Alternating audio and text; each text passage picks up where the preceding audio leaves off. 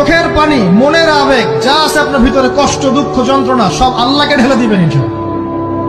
নিজের আবেগ ধরে রাখবেন এখানে, আপনি আল্লাহর জন্য ঢেলে দিবেন। মানুষকে আবেগ দেখায় কি লাভ?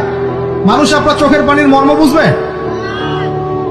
মানুষ কি মানুষের চোখের পানির মর্ম বুঝে?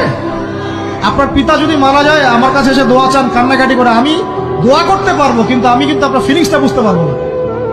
আপনার অনুভূতি কে বুঝতে পারবেন?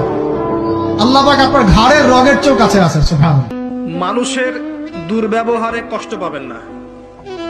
যখন কাছের মানুষরা আপনাকে কষ্ট দিবে, এবং কাছের মানুষ কষ্ট আপনাকে দিবেই, কাছের মানুষরা আপনাকে বেশি কষ্ট দিবে জীবনে, তখন আপনি কষ্ট পাবেন না যদি আল্লাহর জন্য ওদেরকে ভালোবাসেন, যে আমি তো আল্লাহর জন্য এই কাজগুলো করছি, তারা শুকরিয়া আদায় করলেই বাকি আর না করলেই বাকি, তখন আপনি কষ্ট পাবেন না। দুইজন ব্যক্তি যারা আল্লাহর জন্য পরস্পরকে মহব্বত করে, এই দুইজন মানুষকে আল্লাহ পাক আরশের ছায়া ছায়া দিবেন। পারা যাবে ইনশাআল্লাহ। হতাশ হব না আমরা ইনশাআল্লাহ। একবার, খালি একবার যদি তওবা করে ফিরে আসি, আল্লাহ পাক দুনিয়াও দিবে ইনশাআল্লাহ, আখিরাতও দিবে ইনশাআল্লাহ।